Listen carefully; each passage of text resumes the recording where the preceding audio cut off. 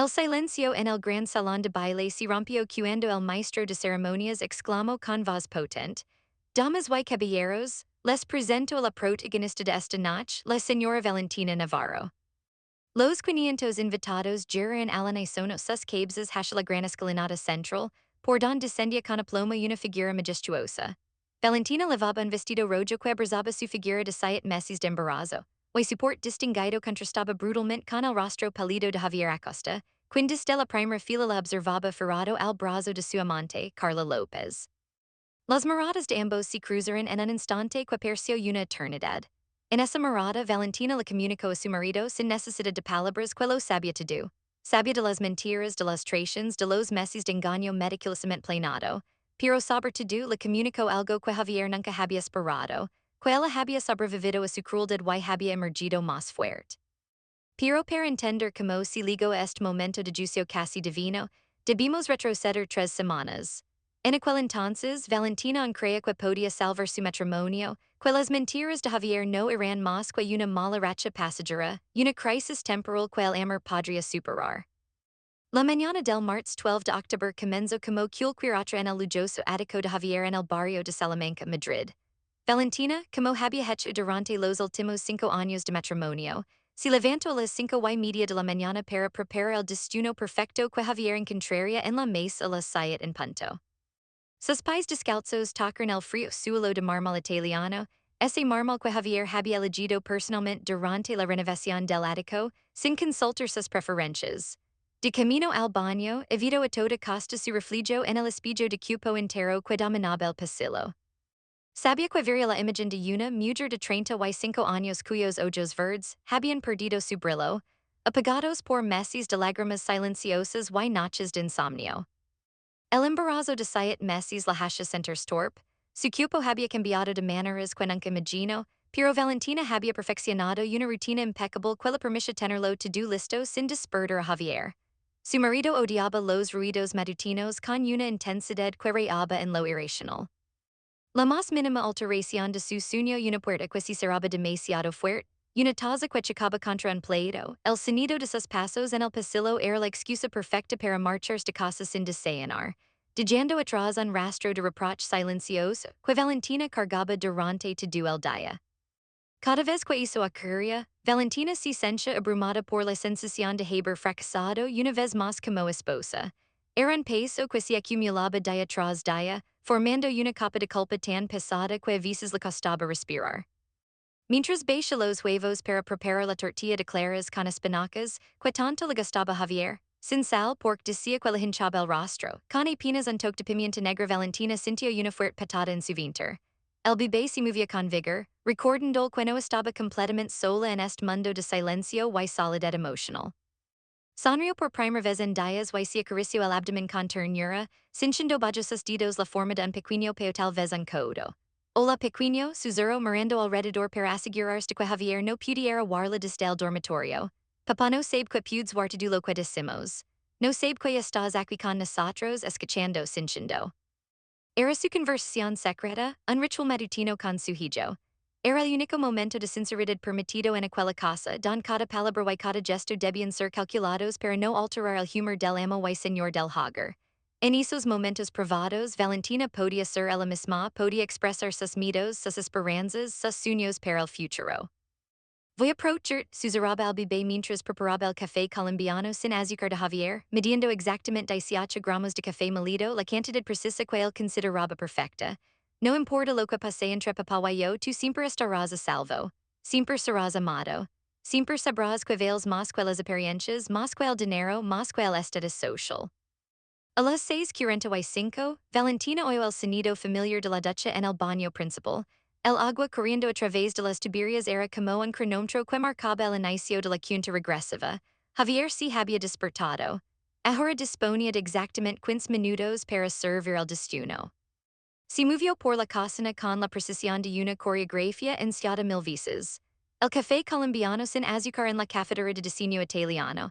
La tostada de pan integral con el punto dorado exacto que él consideraba perfecto ni demasiado pálida ni demasiado oscura, exactamente 3 minutos. Y 20 segundos en el tostador. El zumo de naranja natural recién exprimido, filtrado para eliminar cualquier pulpa, servido en un vaso de cristal de Bohemia a temperatura ambient, por Javier detestaba las bebidas frías por la mañana.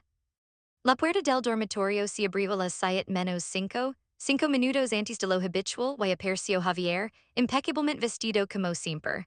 Un traje hecho a medida por su sastre personal en la calzarano, de un gris merengo que le daba un air de autoridad indiscutible. El pelo peinado hacia atrás sin un solo cabello fuera de lugar, fijado con un producto que costaba más de lo que muchas familias gastaban en alimentación semanal. Su perfume francés, creed eventos inundaba el espacio, anunciando su presencia antes de que entrara completamente en la habitación. A sus 42 años, Javier Acosta seguía siendo un hombre atractivo que sabía usar su carisma como un arma. Su sonrisa calculada que mostraba dientes perfectamente blanquitos en una clínica dental de lujo, y sus models perfectos, pulidos durante años de asistir a eventos de alta sociedad, le habían abierto innumerables puertas en el mundo de los negocios. Pero Valentina conoce la frialdad que se ocultaba tras esa máscara. Había visto cómo esa sonrisa desaparecía en cuanto cruzaba el umbral de su casa, cómo esos models se evaporaban cuando no había testigos que impresionar. Buenos días, cariño, dijo Javier mientras se sentaba en su lugar habitual en la cabecera de la mesa de roble macizo que había costado 2,000 euros. No le miró los ojos como levaba semanas sin hacerlo. No le preguntó si había dormido bien, si el bebé la había tenido despierta durante la noche, si necesitaba algo. No se dio cuenta de que Valentina había estado despierta hasta las 2 de la madrugada por las molestias del bebé, que se movía inquieto en su vientre como si percibiera la tensión que llenaba la casa. Toda su atención estaba fija en el móvil que descansaba junto a su plato, en la pantalla iluminada que reflejaba algo o alguien mucho más interesante que su esposa embarazada. Valentina sirvió el desayuno con la precisión de una bailarina que ha ensayado 1000 veces. La tortilla y la izquierda del plato doblada en 3 partes exactas como a él le gustaba, la tostada y la derecha cortada diagonalmente, el zumo de naranja en la parte superior del plato en su posición designada. El café en la taza de porcelana blanca que les regalaron en su boda, una reliquia de tiempos medios, que ahora parece burlarse de ella con sus delicados diseños florales y sus promesas rotas. Que tengas un buen día, musito ella, pero como siempre no obtuvo respuesta. Javier masticaba mecánicamente mientras tecleaba en su móvil con los pulgares, moviéndose con la rapidez de alguien acostumbrado a mantener conversaciones digitales frecuentes. Una sonrisa se dibujó en sus labios, pero no era la sonrisa de los primeros años de matrimonio que Valentina recordaba con nostalgia dolorosa. Esta tenía algo distinto, algo secreto y cómplice que no iba dirigido a ella. Era la sonrisa de un hombre que guarda un tesoro escondido, un secreto delicioso que lo llena de anticipación. Valentina sintió náuseas, pero se dijo a sí misma que eran solo los efectos normales del embarazo, los celos irracionales provocados por las hormonas que su médico le había advertido que podría experimentar. ¿Alguna novedad interesante en la empresa? Preguntó Valentina, fingiendo indiferencia mientras se servía su propio desayuno, un yogur natural con granola, lo único que su estómago sensible podía tolerar por las mañanas. Javier levantó la vista por primera vez esa mañana, pero su expresión era de fastidio, como si lo hubieran interrumpido en medio de algo sumamente importante, algo que definitivamente no incluía a su esposa. Solo negocios, respondió secamente, guardando el móvil en el bolsillo interior de su chaqueta con un movimiento rápido y culpable. No es algo que deba preocuparte. Su tono frío fue como una bofetada. Valentina se había licenciado en Administración de Empresas con matrícula de honor en una de las mayores universidades del país. Había trabajado en una prestigiosa consultora durante 3 años antes de casarse, manejando proyectos complejos y clientes importantes. Había sido brillante, ambiciosa, respetada por sus colegas y superiores. Pero Javier siempre la trataba como si fuera incapaz de comprender las complejidades del mundo empresarial, como si el simple hecho de ser su esposa la hubiera despojado de toda su inteligencia y competencia profesional. El resto del desayuno transcurrió en un silencio denso y opresivo que llenaba el espacio entre ellos como una niebla tóxica. Javier terminó rápidamente su café, dejó la servileta sobre la mesa sin doblarla, se levantó y se dirigió a la puerta sin despedirse. No hubo un beso, ni siquiera la formalidad vacía de un gesto de afecto. Valentina lo siguió como cada mañana arrastrando sus pies hinchad. Os por el embarazo, para dar su malatin de pila italiana y decir un buen día. Era un ritual establecido en los primeros días de su matrimonio, cuando on fingian ser felices, cuando on mantenían las apariencias, incluso cuando estaban solos. Legaré tard esta noche, dijo Javier mientras Valentina le gestaba la corbata de seda, sus dedos rezando apenas el culo de su camisa. Tengo una cena de trabajo importante con potentials inversors extranjeros. Terminará tardísimo, probablemente después de medianoche. No pregunto con quién cenaba específicamente, ni don sería el encuentro, ni si ella necesitaba algo antes de que él desapareciera por 14 o 15 horas. No mencionó que estaría disponible si surge alguna emergencia con el bebé. No le ofreció lamarla durante la velada para saber cómo estaba. Valentina, acostumbrada a las frecuentes ausencias de su marido, que se habían vuelto cada vez más comunes en los últimos meses, asintió en silencio. Ya no tenía energía para cuestionar, para pedir explicaciones que sabía que serían mentiras elaboradas. La puerta se cerró con un golpe seco que resonó en el vestíbulo de mármol, un sonido que parecía simbolizar la distancia cada vez mayor entre ellos. Valentina se quedó de pie durante varios minutos, con la mano posada protectoramente sobre su vientre abultado. El bebé se movía inquieto como si percibiera la tensión que llenaba la casa, la tristeza que emanaba de su madre en oladas palpables. Tranquilo, mi vida, susurró Valentina, acariciando su vientre en círculos suaves. Mamá está bien. Pero era la misma mentira que se repetía a sí misma cada día, cada hora, cada minuto que pasaba en esta prisión dorada que la amaba Hagar. La casa de Javier era una obra maestra de la arquitectura moderna, digna de percer en las páginas brillantes de revistas de decoración de lujo. Tres plantas conectadas por una escalera flotante de diseño minimalista. 6 dormitorios, cada uno con su propio baño en suite. 8 baños en total, decorados con accesorios de oro y mármol importado. Una cocina que parecía sacada de un programa de televisión de alta cocina, con electrodomésticos alemans de última generación.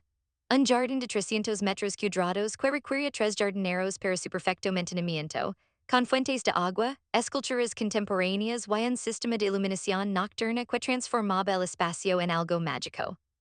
Todo estaba impecable, todo en su sitio, reflejando meticulosamente el éxito profesional de Javier Acosta. Pero Valentina se sentía como una extraña en su propia casa, como una invitada temporal que podía ser expulsada en cualquier momento sin previo aviso. Nunca había sentido que este lugar fuera verdaderamente suyo. Javier había comprado la propiedad antes de conocerla, y aunque se casaron y ella se mudó allí, él nunca había permitido que ella hiciera cambios significativos en la decoración o el diseño. Esta casa refleja mi visión, solía decir cuando Valentina sugería alguna modificación, todo tiene un propósito específico, no podemos alterarlo. Después de ordenar meticulosamente la cocina y de jar todo exactamente, en su lugar por Javier se daba cuenta si algo estaba un centímetro fuera de su posición habitual, Valentina se dirigió al despacho de su marido para regar las plantas. Era una tarea que había asumido voluntariamente porque le encantaba cuidar de cosas que crecían y florecían. Las plantas no juzgaban, no criticaban, no la hacían sentir inadecuada. Simplemente existían, crecían y respondían a su cuidado con hojas nuevas y flores ocasionales. El despacho de Javier era su santuario privado, un espacio al que incluso Valentina rara vez tenía acceso. Ali pasaba horas cuando llegaba tarde de supuestas reuniones de trabajo, alegando que tenía proyectos importantes que revisar, contratos que leer, propuestas que preparar. Era una habitación dominada por un escritorio masivo de nogal, estanterías líneas de libros que Valentina sospechaba que nunca había leído, y un sofá de cuero negro donde Javier a veces dormía cuando, según él, no quería molestarla con su trabajo nocturno. Mientras llenaba la regadera de cerámica con agua templada, Valentina se fijó en que la luz roja del teléfono fijo del escritorio parpadeaba, indicando que había un nuevo mensaje de voz sin escuchar. Normalmente nunca se habría atrevido a revisar los mensajes de Javier. Ese tipo de invasión de privacidad habría sido impensable para ella, criada con valores de respeto y confianza mutua. Pero algo en la sonrisa secreta que le había visto esa mañana, algo en la forma en que había guardado rápidamente su móvil cuando ella preguntó, la inquietaba profundamente. Con la mano temblando visiblemente, se acercó al teléfono. Su corazón latía tan fuerte que podía oírlo en sus oídos. Miró hacia la puerta, asegurándose de que estaba completamente sola en la casa. Respiró profundamente y pulsó el botón de reproducción. Hola, cariño. La voz femenina y sensual. Que salió del altavoz del telefono hizo, que Valentina si la hundiera el suelo bajo los pies. Sintió como si hubiera caído por un acantilado, como si el mundo conocido hubiera desaparecido en un instante. Espero que hayas dormido bien después de nuestra increíble noche juntos. No dejo de pensar en tu piel en tus besos. Cada minuto que paso lejos de ti es una tortura. Te quiero con todo mi corazón, Javier. Lamem cuando tengas un momento a solas. Necesito escuchar tu voz. El mensaje había sido dejado a las 11 de la noche del día anterior. Exactamente a la misma hora en que Javier supuestamente estaba en una reunión urgente de trabajo que no podía perderse bajo ninguna circunstancia. Valentina escuchó el mensaje 3 veces, como para asegurarse de que no era una pesadilla de la que pronto despertaría. Cada vez que lo reproduce, nuevos detalles la golpeaban como puñetazos. La intimidad en el tono de la voz, la familiaridad con la que se dirige a Javier, la confianza con la que dejaba un mensaje de amor en el teléfono de su casa en el espacio que compartía con su esposa. La voz le resultaba vagamente familiar, pero no conseguía ubicarla con precisión. ¿Quién era esa mujer que se atrevía a llamar a su casa para dejarle un mensaje de amor tan explícito a su marido? Desde cuando Javier tenía una amante que lo llamaba cariño con tanta naturalidad, como si tuviera más derecho sobre él que su propia esposa. Las piernas le fallaron y tuvo que sentarse en el sofá de cura del despacho. El mismo sofá donde probablemente Javier se había sentado con esta mujer, compartiendo momentos íntimos mientras Valentina dormía inocentemente en el piso de arriba. El bebé le dio una patada violenta tan fuerte que Valentina sintió dolor, como si el pequeño percibiera la angustia devastadora de su madre y tratara de consolarla desde dentro. Valentina se abrazó el vientre y lloró en silencio, lágrimas que habían estado contenidas durante meses, durante años quizás. Lloró por el matrimonio que había intentado salvar con cada fibra de su ser. Lloró por la mujer ingenua que había sido, creyendo en las mentiras de Javier. Lloró por el bebé que estaba a punto de nacer en un hogar roto. Era la confirmación de lo que en el fondo de su corazón levaba meses sospechando, pero que se había negado a aceptar por miedo a enfrentar la verdad. Durante los últimos 6 meses, las legadas tardías de Javier se habían vuelto más frecuentes y predecibles. Sus excusas se habían vuelto más elaboradas y detaladas. Cinas con clientes extranjeros que supuestamente no hablaban español y requerían horas de negociación. Reunions que se alargaban hasta la madrugada porque los participantes venían de diferentes zonas horarias. Viajes de negocios de última hora a ciudades europeas que duraban 3 o 4 días. Valentina había querido creer desesperadamente que era su propia paranoia, que las hormonas del embarazo la estaban volviendo irrazonablemente celosa y desconfiada, pero ahora tenía la prueba irrefutable de que su intuición no la había fallado. Su marido tenía una amante. No era una aventura de una noche. No era un error momentáneo. Era una relación establecida, con intimidad emocional y física, con palabras de amor y planes compartidos. Esa misma tarde, cuando Valentina recuperó suficiente compostura para mover sin temblor visible, decidió investigar más profundamente. Si iba a enfrentar esta situación, necesitaba tener toda la información posible. Necesitaba saber exactamente con quién la estaba engañando Javier, durante cuánto tiempo había durado la traición y qué tan seria era esta relación. Se dirigió al estudio donde Javier guardaba sus documentos financieros en un archivador cerrado con llave. Valentina conoce la ubicación de esa llave, estaba escondida dentro de un libro falso en la estantería, un detalle que Javier consideraba ingenioso, pero que ella había descubierto meses atrás al limpiar. Abrió el archivador con manos temblorosas y comenzó a revisar los extractos de la tarjeta de crédito que habían legado durante los últimos 3 meses. Lo que encontró la golpeó como un tsunami de traición. Había cargos en restaurantes caros, no cualquier restaurante, sino los establecimientos más románticos y exclusivos de la ciudad, en las fechas exactas en que Javier decía que estaba trabajando esta tarde en la oficina. El restaurante Diverexo, 3 estrellas Michelin, donde una cena para 2 personas costaba fácilmente 500 euros. La terraza del casino, en el corazón de Madrid, famoso por sus cenas íntimas con vistas espectaculares. Ramón Freixa Madrid, otro templo gastronómico donde las reservas se hacían con semanas de anticipación. También había compras en joyerías prestigiosas, Bulgari, Cartier, Tiffany en las últimas semanas. Valentina revisó mentalmente todos los regalos que Javier le había hecho en los últimos meses. No había recibido ninguna joya nueva, ni un collar, ni unos pendientes, ni un anillo, nada, lo que significa Abacuesas compras que sumaban miles de euros irán para otra mujer. Pero lo que realmente rompió algo dentro de Valentina fueron las reservas en hotels de lujo durante fines de semana específicos. El Hotel Villa Magna, el Hotel Wellington, el Hotel Ritz, todos en Madrid, todos a menos de 20 minutos de su propia casa. En los mismos fines de semana en que Javier le había dicho que tenía que trabajar en la oficina porque había un proyecto urgente que requería su atención inmediata. No se había molestado siquiera en irse a otra ciudad para sus encuentros románticos. Los había tenido aquí, en su propia ciudad, mientras ella esperaba en casa, preparando comidas que él nunca legaba tiempo para comer, esperando llamadas telefónicas que nunca legaban. Las pruebas eran abrumadoras y detalladas. Pero Valentina necesitaba saber quién era la mujer que le había robado el corazón de su marido, si es que Javier tenía corazón para robar. Decidió llamar a la oficina de Javier, algo que casi nunca hace porque él siempre decía que odiaba que lo interrumpieran durante su jornada laboral. Cuando esté en la oficina necesito concentración absoluta. Las interruptions me hacen perder el hilo y me cuestan dinero. Le había dicho una vez con tanta severidad que Valentina nunca más se había atrevido a molestarlo. Con dedos temblorosos, marcó el número directo de la línea del despacho de Javier. Grupo Acosta, buenos días. La voz que respondió era profesional modulada femenina, y era exactamente la misma voz que había oído en el contestador esa mañana. El estómago de Valentina se contrajo dolorosamente. En que pudo ayudarle, la voz sonaba impaciente ahora, como si Valentina estuviera interrumpiendo algo importante. Buscó al señor Javier Acosta, consiguió decir Valentina, su voz temblando a pesar de sus esfuerzos por mantenerla firme. Es un asunto personal.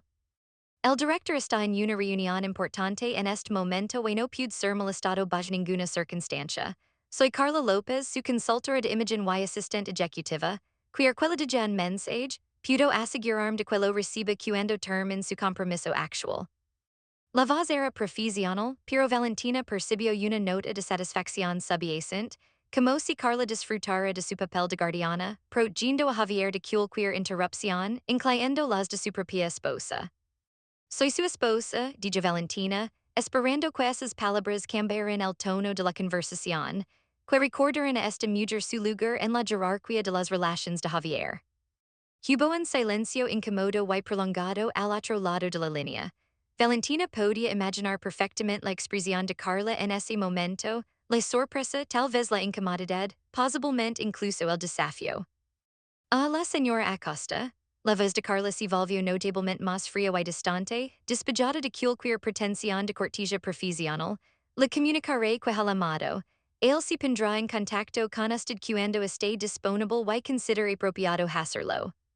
Sin más explicaciones, sin ofrecer más ayuda, sin la deferencia que normalmente se mostraría hacia la esposa del jefe, Carla colgó abruptamente. Valentina se quedó con el teléfono en la mano durante varios minutos, escuchando el tono de marcado, comprendiendo por fin la magnitud devastadora de su situación. Su marido no solo tenía un amante, sino que ese amante trabajaba en su oficina en su empresa. Podía pasar 8 a 2 horas al día con él. Comparsa sus días laborales, sus almuerzos, sus reuniones importantes, sus éxitos profesionales. Y evidentemente tenía más control sobre la agenda de Javier, más acceso a su tiempo y atención que ella su propia esposa legítima. Carla López. Valentina repitió el nombre en su mente, diciendo que cada sílaba se grabara en su memoria. Recuerdo haber oído ese nombre un par de veces en las conversaciones telefónicas de Javier durante los últimos meses, siempre en un contexto aparentemente profesional. Carla tiene algunas ideas interesantes sobre la nueva campaña de marketing. Carla ha preparado una presentación excelente para los inversores. Carla entiende realmente hacia don se dirige el mercado. Investigó rápidamente en las redes sociales de la empresa y encontró el perfil profesional de Carla López. Era una mujer joven, probablemente de unos 30 años, con una sonrisa brillante y confiada en su foto de perfil. Cabello castaño largo y ondulado, ojos marrones vivaces, rasgos atractivos pero no extraordinarios. Se había incorporado a la empresa hace exactamente 6 meses con excelentes referencias profesionales y un máster en marketing digital de una universidad prestigiosa de Barcelona. Su biografía profesional decía, apasionada por transformar marcas tradicionales en líderes del mercado moderno, especializada en reinvención corporativa y gestión de imagen. Ahora te do encajaba con una claridad dolorosa. El cambio gradual pero notable en el vestuario de Javier, que había empezado a levar trajes de colores más atrevidos, azul marino profundo, gris entrecida con rayas sutiles, y cortes más modernos y ajustados que mostraban su figura. Sus frecuentes visitas a restaurants de moda que antes habría considerado demasiado ruidosos o demasiado hipster para su gusto conservador. Su repentina inscripción en un gimnasio de lujo después de años negandos, rotundamente a hacer cualquier tipo de actividad física regular, alegando que no tenía tiempo para vanidades. Incluso había cambiado su perfume. Durante años había usado la misma fragancia clásica, pero desde hace unos meses usaba algo más moderno, más juvenil, más seductor. Javier estaba intentando ser el hombre que Carla quería, el hombre que él encontraría atractivo y interesante. Y Valentina, especialmente ahora con su cuerpo cambiando dramáticamente por el embarazo, con sus limitaciones físicas, con su imposibilidad de acompañarlo a eventos nocturnos sin sentirse agotada, se había convertido en un obstáculo inconveniente para esa transformación. Esa noche, Valentina esperó que Javier volviera a casa. Normalmente se habría ido a dormir, pero esta noche estaba determinada a enfrentarlo. Necesitaba ver su rostro cuando le preguntara sobre Carla. Necesitaba darle la oportunidad de ser honesto, aunque sabía en su corazón que esa honestidad probablemente nunca llegaría. No fue hasta las 11:30 que oyó el ruido familiar de su coche entrando en el garage subterráneo. Los pasos de Javier subiendo las escaleras eran cautelosos, sigilosos, los pasos de un hombre que probablemente esperaba que su esposa estuviera dormida y pudiera evitar cualquier conversación incómoda. Pero Valentina lo esperaba en el salón, todas las luces encendidas, sentada en el sofá con la espalda recta y las manos posadas sobre su vientre abultado. ¿Qué tal la cena de trabajo? Preguntó intentando mantener un tono neutro, aunque su corazón latía tan fuerte que estaba segura de que él podía verlo. Javier se sorprendió visiblemente al verla despierta. Sus ojos se abrieron un poco más, su paso se detuvo momentáneamente en el umbral del salón. Bien larga y aburrida como siempre, estos inversores extranjeros son muy exigentes con los detalles. Se dirigió hacia las escaleras, claramente tratando de evitar cualquier conversación prolongada, de escapar a la seguridad de su dormitorio. ¿Con quién cenas exactamente? Insistió Valentina, su voz ganando fuerza con cada palabra. Con el equipo de marketing y algunos potentiales inversores de Londres, revisando la estrategia de expansión para el próximo trimestre. La mentira fluyó de sus labios con tal facilidad, con tal naturalidad practicada que a Valentina se le heló la sangre. Si preguntó cuántas veces le habría mentido exactamente de esta manera en los últimos meses, cuántas mentiras había tragado sin cuestionar. Estaba Carla López allí. La pregunta salió antes de que Valentina pudiera detenerla cortante y directa. Javier se detuvo en el primer escalón de las escaleras. Su cuerpo se tensó visiblemente, como si acabara de recibir una descarga eléctrica, se volvió lentamente para mirarla. ¿Por qué preguntas por Carla? Había un matiz defensivo en su voz, y una nota de alarma que confirmó todas las sospechas de Valentina más allá de cualquier duda razonable. Por curiosidad, dijo Valentina, manteniendo la voz firme aunque por dentro se estaba desmoronando pieza por pieza. La mea tu oficina hoy y me atendió ella, per mi protectora contigo, mi post se va diría yo. Javier bajó el escalón que había subido y se acercó a la bar del salón, don se sirvió un whisky generoso de la botella de Macallan que guardaba para ocasiones especiales. Sus movimientos eran deliberadamente lentos, calculados, como si estuviera ganando tiempo para construir su defensa. Carla es mi profesional y hace su trabajo excepcionalmente bien, dijo finalmente, tomando un sorbo largo del whisky. Simplemente protege mi tiempo y mi agenda de interruptions innecesarias. Es lo que le pago para que haga. Interruptions innecesarias, repitió Valentina, sintiendo como la rabia comenzaba a hervir en su interior. Es así como mi ves ahora, como una interrupción innecesaria. No estoy diciendo eso, respondió Javier ondando la espalda mientras tomaba otro trago de whisky. Estás distorsionando mis palabras. Simplemente hace bien su trabajo, continuó Valentina, su voz ahora temblando de emoción contenida. Parte de su trabajo incluye dejar mensajes de amor en el contestador de nuestra casa. Javier se quedó completamente inmóvil.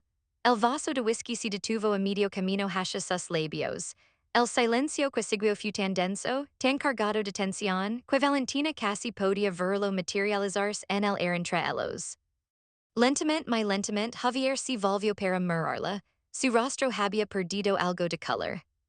No sé de qué estás hablando, dijo, pero su voz cargada de la convicción de sus mentir. As anteriores. Revisé el contestador esta mañana, dijo Valentina, levantándose del sofá confuso. Hoy su mensaje, lo he tu Javier. Su voz diciendo que te quiere, que no deja de pensar en ti, pidiendo que la lames. Un mensaje dejado a las 11 de la noche de ayer, exactamente cuando supuestamente estabas en una reunión urgente de trabajo. Javier apuró el resto de su whisky don solo, trajo y se sirvió otro, una cantidad aún más generosa esta vez. Valentina, estás demasiado sensible por el embarazo. Las hormonas te están haciendo imaginar cosas vertrations don no existen. Estás viendo problemas don no los hay. Era su táctica favorita. Invalidar sus emotions, cuestionar su percepción de la realidad, hacerla dudar de sí misma. No me estoy imaginando nada, dijo Valentina con firmeza acercándose a él. He visto los extractos de la tarjeta de crédito, restaurants caros en las noches que deseas estar trabajando, girias donde compraste regalos que nunca me diste, hotels de lujo los fines de semana que supuestamente pasabas en la oficina. Se detuvo frente a él, obligándolo a mirarla a los ojos.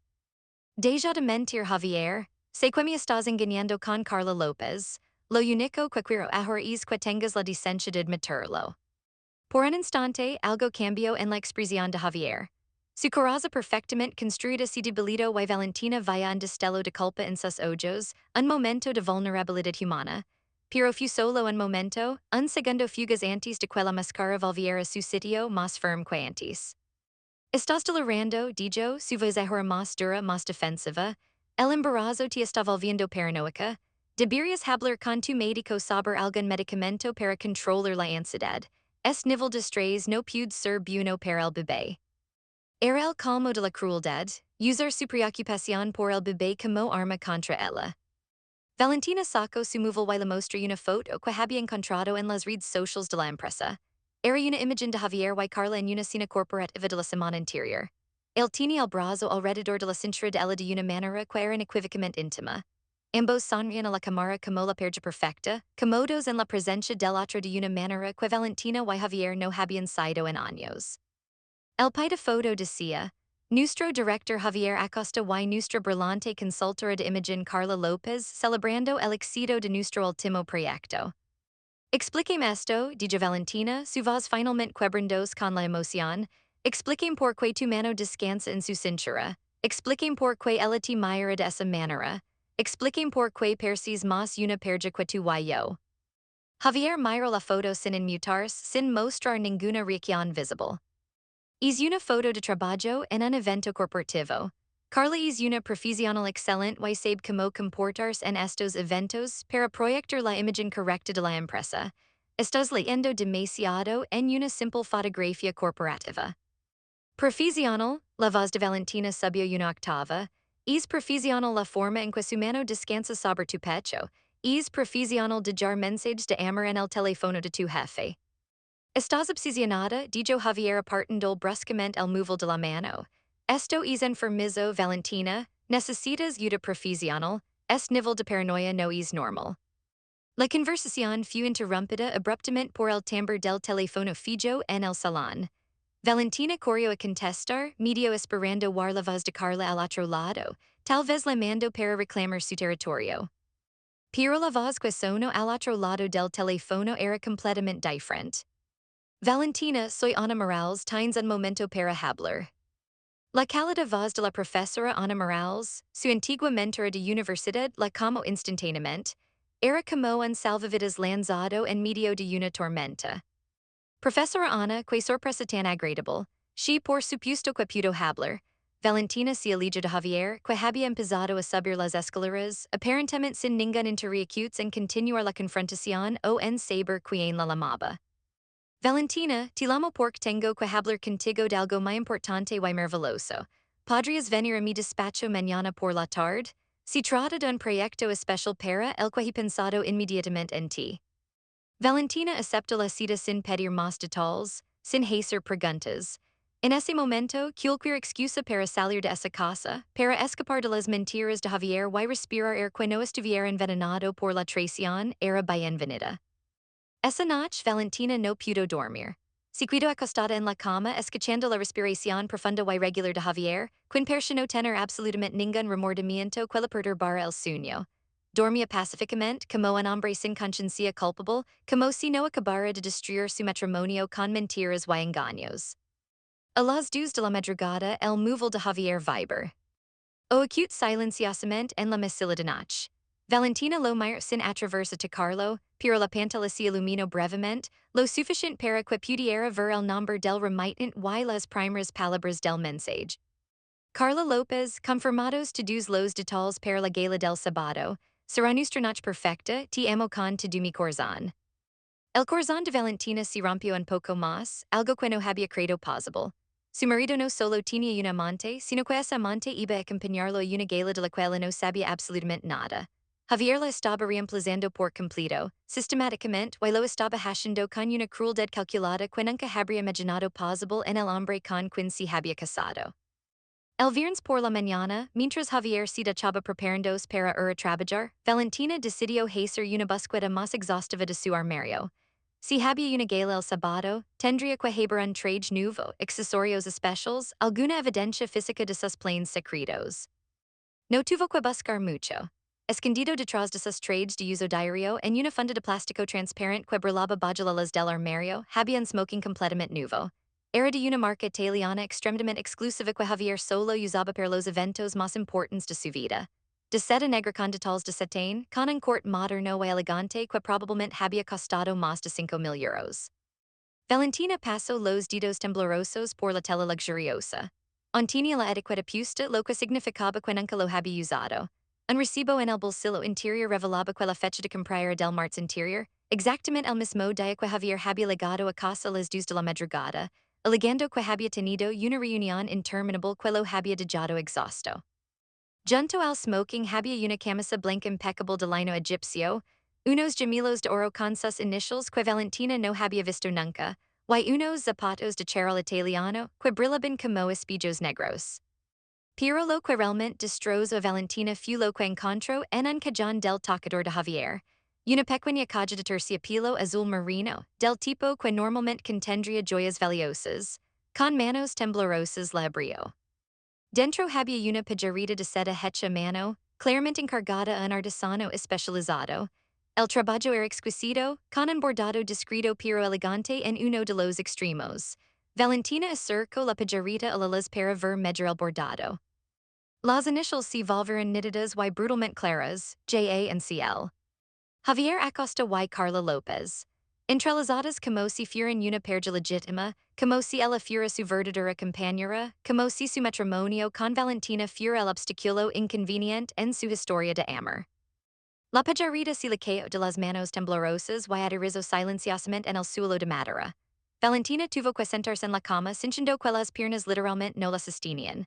El bebé en su vientre, percibiendo con esa intuición misteriosa que tienen los no nacidos, empezó a moverse frenéticamente como si intentara consolarla desde dentro, recordando que no estaba completamente sola. Javier no solo planeaba asistir a algún evento formal con Carla. Estaba planeando una presentación pública oficial, completa con accesorios personalizados que proclamaban su relación. Era una declaración de intentions, un anuncio social de que Carla López era su pareja elegida. En sus 5 años de matrimonio, Javier nunca había asistido a un evento de gala sin Valentina. Habían sido una pareja en docenas de galas benéficas, cenas de empresa, celebrations de la alta sociedad madrileña. Siempre habían presentado el frente unido de la pareja perfecta del matrimonio exitoso. Pero ahora Javier claramente tenía otros planes, y esos planes incluían borrar a Valentina de su vida pública y social. Valentina pasó el resto del día en un estado de shock emocional, intentando procesar la magnitud de lo que había descubierto. Su marido no solo tenía una aventura. Estaba planeando reemplazarla completamente, públicamente, sin consideración alguna por su dignidad o sus sentimientos. La humiliación sería total y definitiva. Todos sus conocidos socials, todos los amigos que había hecho a través de Javier, verían a su marido con otra mujer más joven, más atractiva no embarazada. Las conclusions que se querían serían obvias y devastadoras. Esa noche cuando Javier ligó a casa del trabajo, Valentina lo esperaba en el salón con la pajarita en la mano, sosteniéndola como si fuera evidencia en un juicio. Él se detuvo en la puerta. Por un momento que pareció eterno, ninguno de los dos dijo nada. El silencio estaba cargado de todas las palabras no dichas, de todos los secretos revelados, de toda la traición expuesta. ¿Qué es esto? Preguntó finalmente Valentina, levantando la pajarita para que él pudiera ver claramente las iniciales bordadas que proclamaban su traición. Javier cerró la puerta su espalda y se quitó la chaqueta con una lentitud deliberada, cuidadosamente calculada, como si cada segundo de retraso le diera más tiempo para construir su próxima mentira. Es una pajarita, dijo finalmente con un tono condescendiente que irritó profundamente a Valentina, como si ella fuera una niña tonta haciendo preguntas obvias. No me tomes por idiota, Javier. La voz de Valentina temblaba de rabia y dolor acumulados. ¿Per qué evento es el smoking nuevo? ¿Por qué las iniciales de Carla López están bordadas junto a las tuyas como si fuerais una perja de verdad? Javier suspiró pesadamente, como si estuviera lidiando con una niña caprichosa que estaba haciendo un berrinche irracional. Se acercó a la barra del salón y se sirvió otro whisky, dando la espalda mientras hablaba, evitando tener que mirarle los ojos. Valentina, estás demasiado sensible por las hormonas del embarazo. Estás viendo cosas don no las hay, creyendo dramas don no existen. Me estás diciendo, dijo Valentina con una voz peligrosamente calmada, que es una coincidencia que las iniciales de ella estén bordadas junto a las tuyas, en una pajarita que combina perfectamente con el smoking de 5,000 euros que compraste el martes. Se levantó de la silla con esfuerzo, su vientre abultado haciendo que el movimiento fuera torpe pero determinado. No tengo que dar explicaciones sobre mis decisiones de vestuario, respondió Javier tomando un sorbo largo de whisky. Si tienes tanto tiempo libre para registrar mi ropa y mi armario, ¿por qué no te centras en preparar la habitación del bebé? Eso sería un uso mucho más productivo de tu tiempo. La frialdad calculada de su respuesta fue como una bofetada física. Valentina sintió que se le llenaban los ojos de lágrimas calientes, pero se negó rotundamente a lorar delante de él. No le daría esa satisfacción. Javier sé perfectamente que me estás engañando con Carla.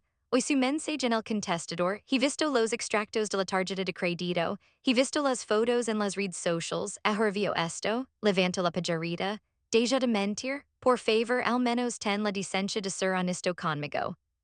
Por un breve instante, hubo un cambio sutil en la expresión de Javier. Su coraza cuidadosamente construida se debilitó ligeramente y Valentina vaya un destello de culpa genuina en sus ojos. Pero fue solo un momento fugaz antes de que la máscara volviera firmemente a su sitio.